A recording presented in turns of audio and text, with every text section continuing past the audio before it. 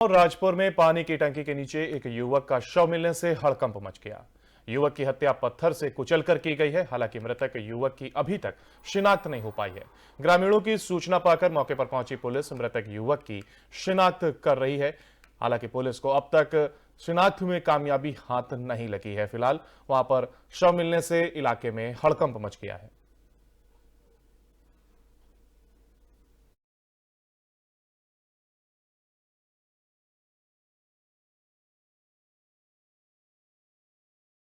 और सहारनपुर में लूटपाट करने वाले जो लुटेरे हैं वो पुलिस के हत्थे चढ़े हैं। थाना नगला पुलिस को ये बड़ी कामयाबी हाथ लगी। लूटपाट करने वाले ये 5 लुटेरे पुलिस के हत्थे चढ़ गए। हाईवे पर चलने वाली गाड़ियों को रोककर महिला की वेशभूषा में ये लूटपाट को अंजाम दिया करते थे। दरअसल महिला की वेशभूषा धारण कर वाहन चालकों को आकर्षित कर ड्राइवरों को अपनी ओर आकर्षित करते थे और नेशनल हाईवे कपासा अंडरपास के निकट लूटपाट की घटना को अंजाम दिया जाता था। पुलिस के द्वारा पकड़े गए शातिर लुटेरों से तमंचा और मोटरसाइकिल स्कूटी बरामद की गई है। घटना का सफल अनावरण करते हुए एसपी देहात सूरज राय ने थाना नागल पुलिस को सम्मानित किया है।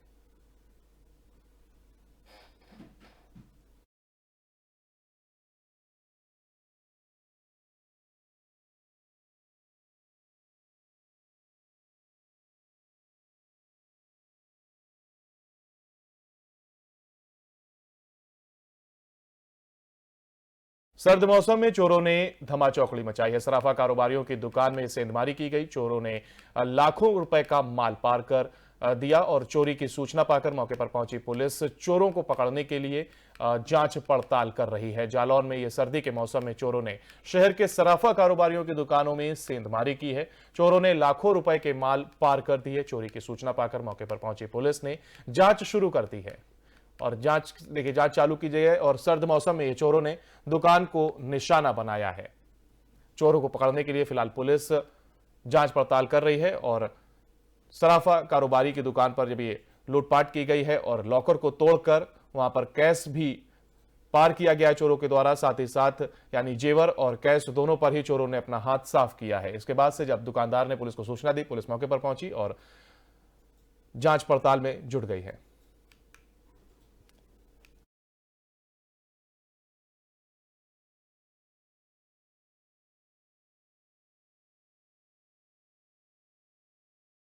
इब्राहिमो कोतवाली क्षेत्र में निगम मंडी के पास यात्रियों से भरी बस अनियंत्रित होकर पलट गई। बताया जा रहा है कि यह बस फिरोजाबाद के एक प्रसिद्ध मंदिर से दर्शन कर लौट रही थी। अनियंत्रित होकर पलट गई बस में सवार 20 से 25 यात्री घायल हो गए। यात्रियों की माने तो बस में 50 यात्री सवार थे। हादसे की सूचना पाकर मौके पर पहुंची पुलिस ने घायल लोगों को अस्पताल पहुंचाया है, जहां पर उनका उपचार किया जा रहा है।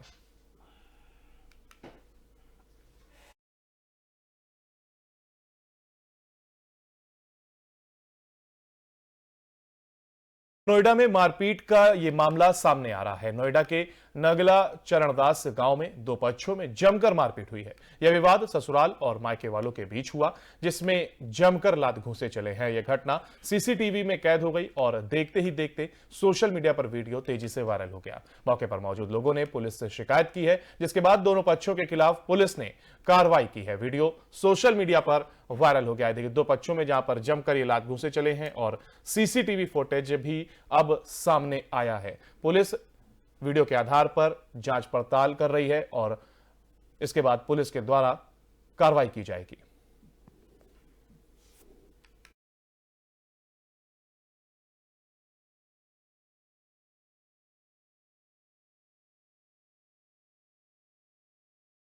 ग्रेटर नोएडा दादरी कोतवाली क्षेत्र के ईस्टर्न पेरिफेरल एक्सप्रेसवे पर घना कोहरा होने के चलते एक चने से भरा ट्रोला डिवाइडर से टकरा गया, जिससे ट्रोला पलट गया और कैबिन में बैठे ड्राइवर और कंडक्टर ट्रोला में ही फंस गए। मौके पर पहुंचकर पुलिस ने दोनों को बाहर निकाला और नजदीकी अस्पताल में उपचार के लिए भर्ती कराया है। ईस्टर्न पेरिफेरल एक्सप्रेसवे पर लाइट न होने के चलते यह हादसा हुआ और पुलिस कर्मियों को भी टोले से दोनों को बाहर निकालने में दिक्कतों का सामना करना पड़ा। यानी कि देखिए, एक तरफ सर्द मौसम और इसके बाद इस तरीके की घटना सामने आ रही है, जहां पर ये एक्सीडेंट का मामला सामने आया है। दरअसल ये वाहन डिवाइडर से टकरा गया। इसके बाद ड्राइवर और कंडक्टर उसमें फंस गए। जब पुलिस को इस बात की सूचना मिली, वो मौके पर पहुंची तो कड़ी मशक्कत के बाद पुलिस ने दोनों को निकाला और अस्पताल में भर्ती कराया गया, जहां पर दोनों का इलाज चल रहा है। लाइट ना होने के चलते हादसे को ये वजह बताया जा रहा है कि वहां पर लाइट ना होने के चलते ये हादसा हुआ है और यही वजह है कि पुलिस जब वहां पर पहुंची तो उसको भी दोनों लोगों को या ड्राइवर और कंडक्टर की हम बात करें तो उनको निकालने में काफी दिक्कतों का सामना करना पड़ा, जिसके बाद पुलिस ने अस्पताल दोनों लोगों को पहुंचाया है जहां पर उनका उपचार किया जा रहा है।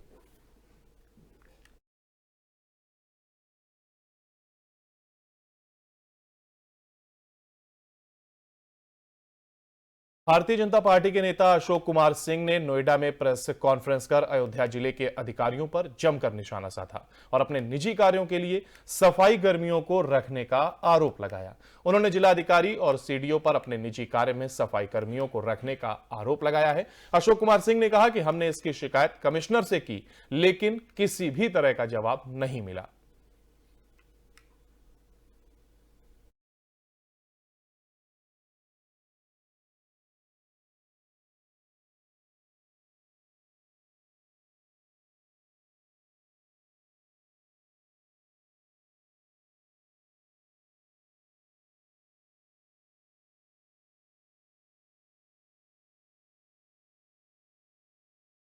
बीजेपी नेता अशोक सिंह का यह बड़ा आरोप है, जहां पर निजी कार्य के लिए सफाई कर्मियों को रखने का यह आरोप लगाया गया है। अयोध्या के अधिकारियों पर यह आरोप लगाया गया है, शिकायत कमिश्नर से की गई है। बीजेपी नेता अशोक सिंह का यह बड़ा आरोप, जहां पर कमिश्नर से शिकायत की गई। हालांकि उनका कहना है कि उनको किसी भी प्रकार का जवाब अब तक नहीं मिला है और बड़ा आरोप लगाते हुए उन्होंने शिकायत की है। अयोध्या के अधिकारियों पर यह आरोप लगाया गया है। निजी कार्य के लिए सफाई कर्मियों को रखने का आरोप लगाते हुए बीजेपी नेता अशोक सिंह ने कमिश्नर से शिकायत की, लेकिन अब उनका कहना है कि किसी भी प्रकार का उनको जवाब अब तक नहीं मिला है। अयोध्या के अधिकारियों पर बड़ा सवाल खड़ा किया है। उनका कहना है कि निजी काम के लिए उन्होंने सफाई कर्मियों को रखा है और बीजेपी नेता है ये अशोक सिंह, जिन्होंने बड़ा आरोप लगाते हुए कमिश्नर से शिकायत की है और इनके हाथ में आप वो शिकायत पत्र देख रहे हैं। अयोध्या के अधिकारियों पर यह आरोप लगाया गया है और इसी पत्र में उन्होंने कमिश्नर को लिखा है। निजी कार्य के लिए सफाई कर्मियों को रखने का यह आरोप लगाया गया है। हालांकि उनका कहना है कि उनको अभी तक किसी भी प्रकार का जवाब नहीं मिला है। बीजेपी के नेता के तौर पर इनकी पहचान है, अशोक सिंह इनका नाम है और इन्होंने बड़ा आरोप लगाया है और कमिश्नर को अपना पत्र सौंपा है, जहां पर उन्होंने आरोप लगाते हुए यह पत्र सौंपा। हालांकि अधिकारियों पर उन्होंने सवाल खड़े किए हैं। निजी काम के लिए सफाई कर्मियों का रखने का आरोप लगाया है। अयोध्या के ये अधिकारियों पर आरोप लगाया गया है, लेकिन बड़ी बात यह कि अशोक सिंह का कहना है कि उनको अभी तक किसी भी कार्य का जवाब, उनको अपने पत्र का जवाब नहीं मिला है। निजी कार्य के लिए सफाई कर्मियों को रखने का ये आरोप लगाया गया, यानी कि अपने निजी काम, यानी कि जो उनके खुद के काम होते हैं उसको करने के लिए सफाई कर्मियों को रखने का ये आरोप लगाते हुए उन्होंने कमिश्नर को पत्र सौंपा, लेकिन उनको किसी भी प्रकार का अब तक जवाब नहीं मिला है।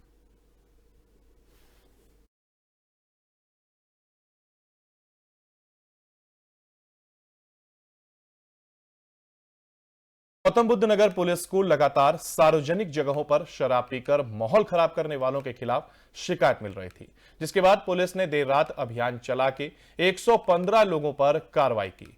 कमिश्नरेट गौतम बुद्ध नगर के सभी थाने में 115 लोगों पर मुचलका पाबंद की कार्रवाई की है। साथ ही आगाह भी किया गया कि अगर आरोपित दोबारा सार्वजनिक स्थान पर शराब पीते हुए पकड़े जाएंगे तो उन्हें जेल की हवा खानी पड़ सकती है। लोगों को इन शराबियों से होने वाली परेशानियों और अपराध पर रोकथाम के लिए पुलिस ने अभियान चलाकर कड़ी कार्रवाई की है। असामाजिक तत्वों की शिकायत लोगों के द्वारा लगातार पुलिस को मिल रही थी। शराब पीने के लिए शहर में जगह जगह मॉडल शॉप हैं, वहां पर बैठकर शराब पीने की बजाय शराबी शहर व ग्रामीण क्षेत्र में जगह जगह शराब पीने के लिए खड़े हो जाते हैं। बहुत से लोग अपनी कार को ही मैखाना बना लेते हैं। शराब पीने के बाद गालियां देते हुए शोर शराबा करते हैं। कई बार महिलाओं के साथ छेड़छाड़ भी करते हैं। इस कारण आसपास से गुजरने वाले लोगों को असहज स्थिति का सामना करना पड़ता है। कई बार मारपीट की घटनाएं भी हो चुकी हैं। ऐसे असामाजिक तत्वों के खिलाफ सभी थानों को अभियान चलाने के निर्देश भी दिए गए थे और इसी के तहत ये कार्रवाई की गई है। एलजी ने आरोपों को सार्वजनिक जगहों पर शराब पीने वालों पर यह कार्रवाई की गई है और गिरफ्तारी की गई है, जिनकी फोटो आप अपनी स्क्रीन पर देख पा रहे हैं।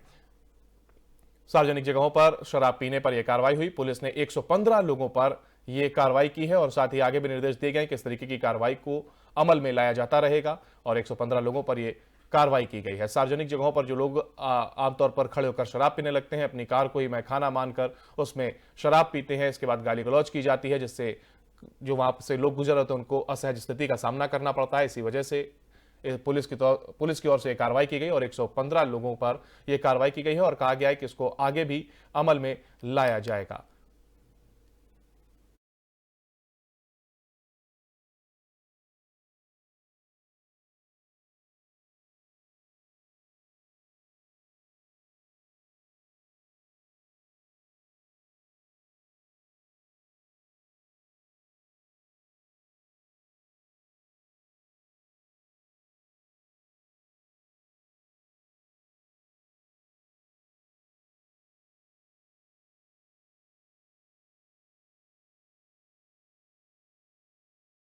और ग्रेटर नोएडा में एक तेज रफ्तार आयशर कैंटर ने मोटरसाइकिल को टक्कर मार दी।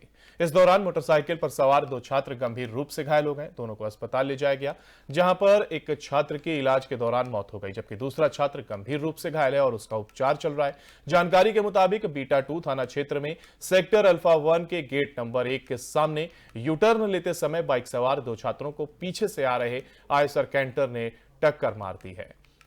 हादसे में दोनों छात्र बुरी तरीके से घायल हो गए हैं। पुलिस ने सूचना के बाद कैंटर को कब्जे में ले लिया है और कैंटर चालक को हिरासत में ले लिया गया। हादसा सुबह करीब 2 बजे हुआ है। पुलिस ने मृतक छात्र का शव पोस्टमार्टम के लिए भेज दिया है और आगे की कार्रवाई में जुट गई है। मृतक छात्र विकास मूल रूप से बिहार के सारण जिले का रहने वाला था, तो वहीं अस्पताल में भर्ती घायल छात्र शुभम दिल्ली के छतरपुर का रहने वाला है।